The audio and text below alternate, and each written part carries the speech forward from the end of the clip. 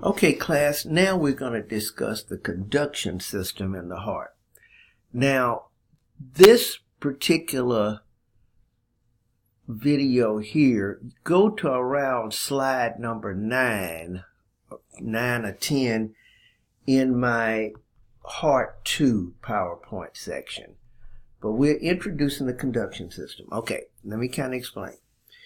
The heart has autorhythmicity. Listen to me well. The heart has autorhythmicity. That means the heart could be taken out of the chest, put in a solution, and in the right electrolyte solution, the heart could keep beating because the heart has its own internal conduction system. Its own, and so it has autorhythmicity.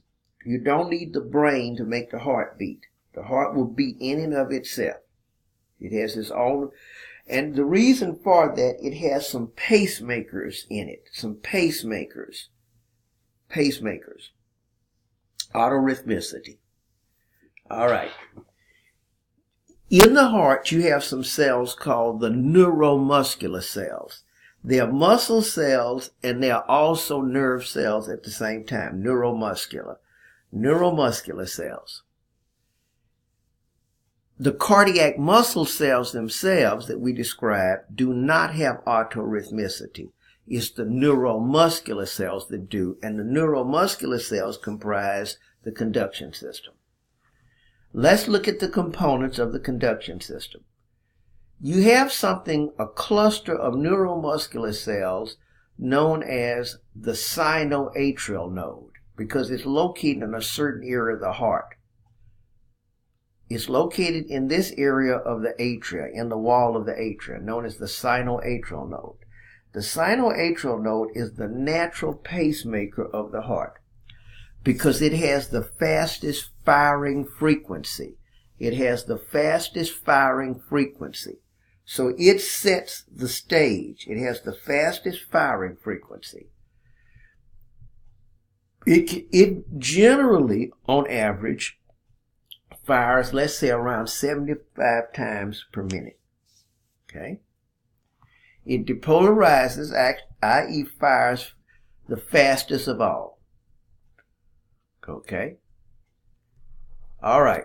So, the SA node then will generate action potentials you talked about in ANP1. The action potentials then will go through the cardiac muscle cells. Because they conduct it. It will go all around the cardiac muscle, which you don't see the muscle here. And then finally the signal will go in all directions and finally arrive at the second area that we'll call the AV node. The AV node, okay? The AV node is called the atrioventricular node. So when the signal hits the AV node, it then would attempt to cause the AV node to fire. But the signal lags a little moment in the AV node. Because what you want to have are the atria to contract. Now, in this heart, this is what we call contraction and excitation contraction coupling, we're going to call. Now, think about skeletal muscle. Okay. The excitation led to the contraction. It's the same thing here. The excitation is due to action potentials. The contraction is due to what you saw in contraction muscle. Calcium getting involved, the sarcoplasmic reticulum. So the excitation precedes the contraction. We call it excitation contraction coupling. So let me go back. So the SA node fires in the wall of the atria. The signal is picked up by the atrial muscle cells, which carry it all the way around. The signal finally arrives at the AV node. Now, the sinoatrial node's firing causes atrial contraction, but the firing is not the atrial contraction. That's the excitation. The contraction is the atrial firing. So if somebody said that the SA node is atrial contraction, no, it's not. is excitation, which leads to atrial contraction, because atrial contraction is a mechanical event. Excitation is a charge event. So the SA node again fires. It goes all around the cardiac muscle cell and then arrives at the AV node. The only spot that the excitation can enter is to the AV node, because the atrial ventricular septum are part of the cardiac skeleton, which is non-conductile. So it disallows the signal from going from the atria to the ventricles except via the AV node. When it reaches the AV node gets the signal, atrioventricular, but it delays the impulse a moment to give the atria time to contract, because you can't have all four chambers contracting at the same time. Remember, chambers must be relaxed in order to fill. So finally, the AV node gets the signal, passes this delay, and then flies the signal down this thing called the bundle of His and the bundle branches here. Bundle of His and bundle branches. Bundle of His, bundle branches, and then comes to the bottom. Now up in here, the signal cannot actually touch heart muscle. You see it, but it's not actually touching. The first time it can touch heart muscle and cause contraction, excitation of heart muscles at the bottom, because all the tubes at the top. Now think about this. You buy your toothpaste. If you squeeze from the top, you will have trapped the toothpaste in the bottom.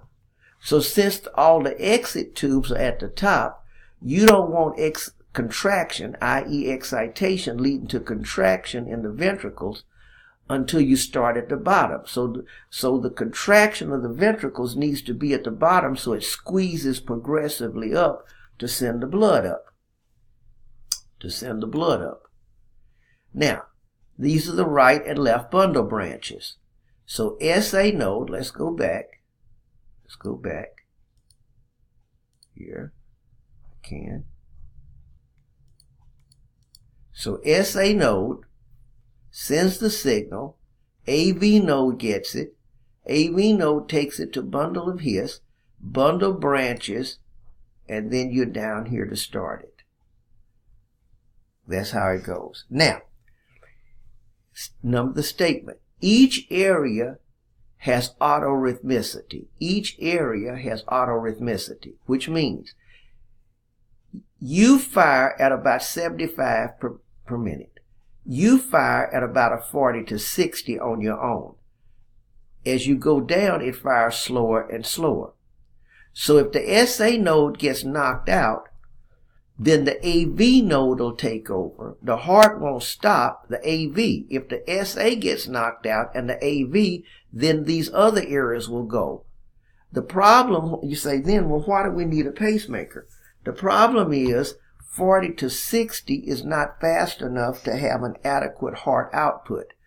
A beat of 40 to 60 is not adequate enough to have an adequate cardiac output. So that's why you have to restore with a pacemaker. But all the areas of the conduction system, not the cardiac muscle now, all the areas of the conduction system have their own intrinsic firing rate. And when the one faster loses, then the next one takes over. Then the next one takes over. Then the next one takes over. So that's how the heart works. So the SA node, AV node, bundle of His, bundle branches. And then the Purkinje fibers are these fibers here. The heart is made up, the complete pathway is really made up of these fibers called Purkinje fibers. There's another picture of it. Now, we do have some internodal pathways. I'm not going to talk on those much. They can cause problems sometimes, but they are needed. The internodal, that's between the SA and AV, but I'm not going to speak on that. Face-to-face I'd sometimes do, but not in this setting here. This again would be showing that. So that's what you're looking at in this particular setting. So we'll go back this here. And so that's your conduction system. Now, we will talk on the action potentials in the heart in a moment. We'll talk on the action potentials in the heart in a moment. I'm going to close this at this video here.